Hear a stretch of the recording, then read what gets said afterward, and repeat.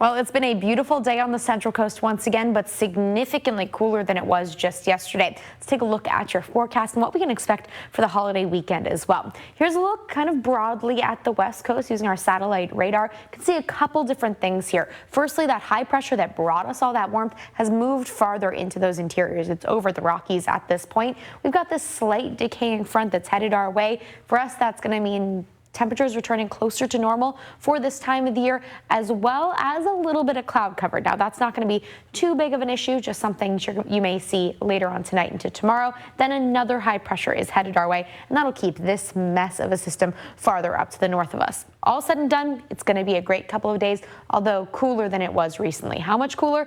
Much cooler. 15 degrees cooler than it was just 24 hours ago in San Luis Obispo, 13 degrees in Lompoc, 20 degrees in the San Ynez Valley. Now, yesterday, temperatures were well upwards of normal for this time of the year, about this much above normal across the board, and we're continuing to see a return to those more normal temperatures, still really comfortable across the region, not nearly as much of a change in those interiors. Temperatures pretty comfortable. Our high temperatures today climbed into the 80s for some of the interiors and into the San Ynez Valley, 71 in San Luis Obispo, 69 degrees in Santa Maria, 68 up in Cambria, 75 degrees in Santa Barbara. On the whole, very comfortable, but a huge departure from what we saw yesterday where it really felt like summer. Outside, those winds still causing a couple of concerns, but the lack of these strong offshore winds is part of why we've cooled down so much. About 15 miles an hour in San Luis Obispo, really the only area that's a little bit on the gustier side as the remnants of those offshore winds kind of circle around, but the majority of our winds are moving in that north-south direction.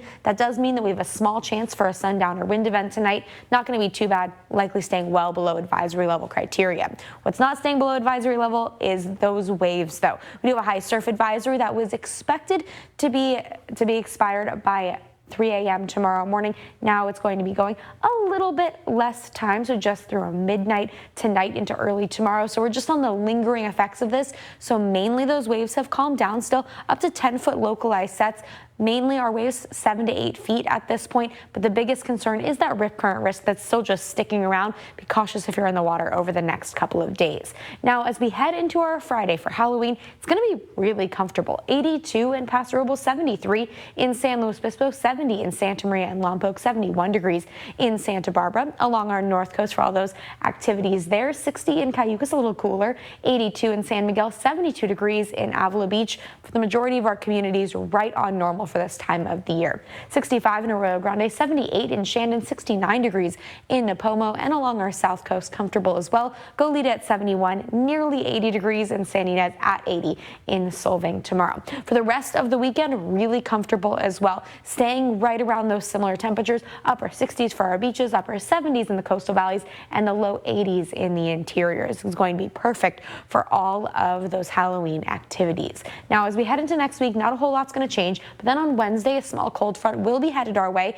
That'll drop our temperatures a little bit with a couple areas of cloud cover and a couple gusts here and there. But on the whole, very little change is expected through the next 7 days.